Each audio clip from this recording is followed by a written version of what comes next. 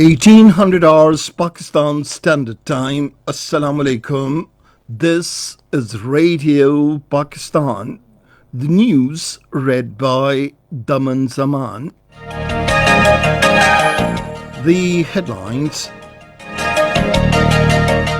The Council of Common Interests has agreed to launch a project worth 350 billion rupees for the next 5 years to control malnutrition and stunted growth amongst children in the country. The Foreign Minister says Pakistan and Iran have decided to enhance bilateral engagements to strengthen relations between the two countries. The National Command and Operations Centre has called for enhancing restrictions in high-risk areas due to COVID-19 research. In the Indian illegally occupied Jammu and Kashmir, the All Parties Hurriyat Conference has expressed deep concern over the killing of innocent youths by the Indian troops for demanding the United Nations pledged inalienable right to self-determination. China has urged the United States to stop boosting ties with Taiwan after Washington and Taipei announced they would hold economic talks this month. The Pakistan Cricket Board has announced a 35-member squad for the upcoming tour to New Zealand. And now the news in detail.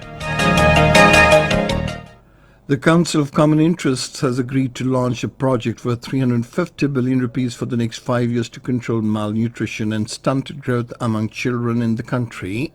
The decision to this effect was taken at the Council of Common Interest meeting held in Islamabad today, with the Prime Minister Imran Khan in the chair.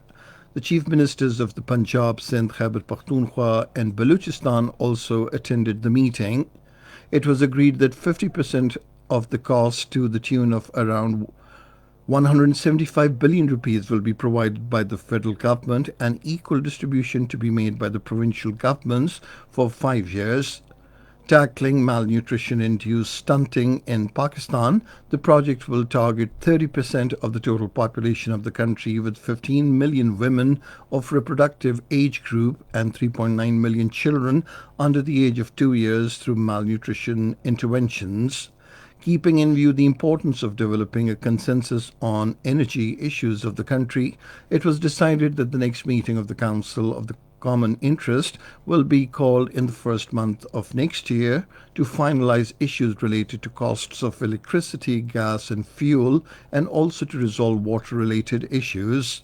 The Prime Minister emphasized that energy issues carry a national impact and it is necessary that a consensus is developed among the provinces where a win-win result is achieved for the benefit of the people of Pakistan. The Foreign Minister Shah Mahmood Qureshi has said Pakistan and Iran have decided to enhance bilateral engagements to strengthen relations between the two countries. Talking to media along with the Iranian Foreign Minister in Islamabad this evening, Shah Mahmood Qureshi said it is the fourth visit of Mohammad Javad Zarif to Pakistan, and these frequent visits are helping improve bilateral relations to the next level. He said a host of topics, including bilateral trade, regional situation, and peace in Afghanistan, were discussed with his Iranian counterpart Mohammad Javad Zarif. Shah Mahmood Qureshi said Pakistan and Iran share common identical views over peace in Afghanistan, as both the countries want tranquility and stability there. He said we have decided to increase exchange of views over matters pertaining to Afghanistan to achieve our shared objective of making efforts for durable peace in the neighboring country. Shah Mahmood Qureshi also thanked the Iranian leadership for vehemently supporting Pakistan over the Kashmir issue. Mohammad Javad Zarif expressed satisfaction over the level of cooperation being extended from Pakistan in securing borders and handling issues relating to immigration and terrorism. He also appreciated Pakistan for erecting a fence along the border to check illegal movement.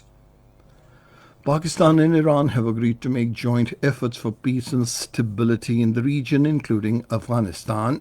The understanding was reached during a meeting between the Foreign Minister Shah Mahmood Qureshi and his Iranian counterpart Mohammad Javad Zarif in Islamabad today. The two foreign ministers also expressed concern over the tendency of rising Islamophobia in some European countries and made it clear that blasphemous attitude in the garb of freedom of expression was not acceptable at all. The Iranian Foreign Minister Mohammad Javad Zarif has appreciated Pakistan's positive role for regional stability, especially the Afghan peace process. Talking to the Chief of the Army Staff General Qamar Javed Bajwa in Rawalpindi today, he pledged to keep working for better relations between the two brotherly countries. The Army Chief said enhanced Pakistan-Iran cooperation will help positive impact on regional peace and stability. The two sides discussed matters of mutual interest, regional security situation, including Afghan reconciliation process. They also exchanged views on Pakistan-Iran border management and border markets. The Speaker of the National Assembly, Asad Kassar, has underlined the need for cementing parliamentary contacts between Pakistan and China for further cementing bilateral relations. Talking to the Chinese ambassador Nong Rong in Islamabad today, he said the present government is committed to take that exemplary relation to new heights. He said Pakistan is proud of its all-weather unique friendship and strategic partnership with China. This is Radio Pakistan. The National Command and Operations Centre has called for banning large public gatherings and enhancing restrictions in high-risk areas due to COVID-19 research. The National Command and Operations Centre meeting, chaired by the Minister for Planning and Development Asad Umar in Islamabad today, reviewed the disease prevalence in the country.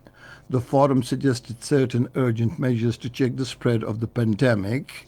These measures include ban on all public gatherings of more than 500 people, early and extended winter vacations, and only outdoor dining till 10 p.m. at restaurants and takeaways.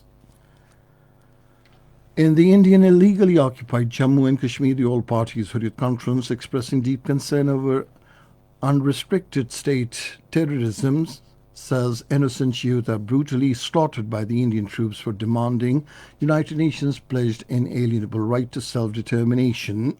In a statement in Srinagar, the All Parties Hurriyat Conference General Secretary Maulvi Bashir Ahmed called upon the international human rights organizations to hold India accountable for genocide of Kashmiri Muslims and its crimes against humanity in the occupied territory.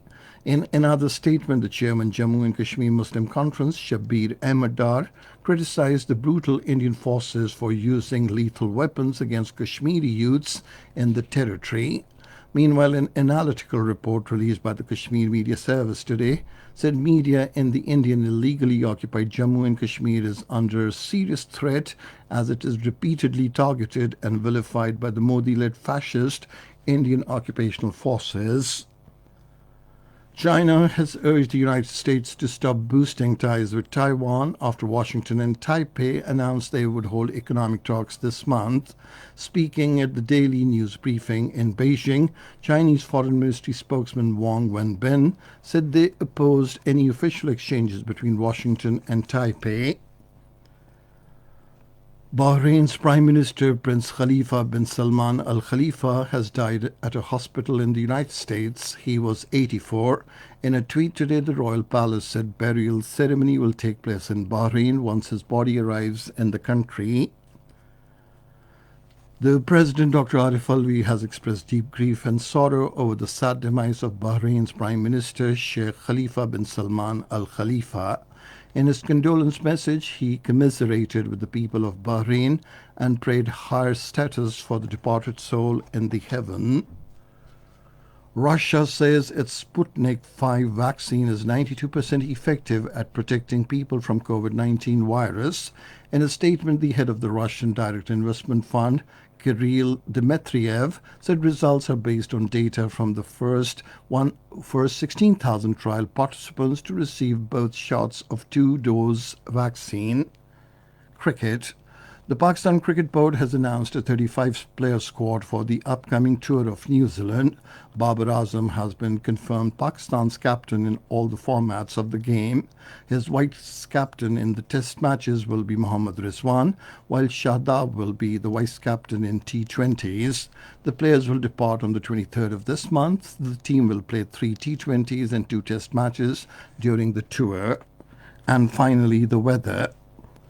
Mainly dry weather is likely to prevail over most parts of the country during the next 24 hours. However, partly cloudy conditions are expected in northern areas, Kashmir, Upper Punjab, and Khyber Pakhtunkhwa. Smog and fog is expected in the few plain areas of the Punjab coastal areas of Makran during morning hours. And that is the end of this news bulletin. For more news and analyses, log on to our website radio.gov.pk, and you can also watch the live video streaming of our bulletins on the link facebook.com/Radio Pakistan News Official.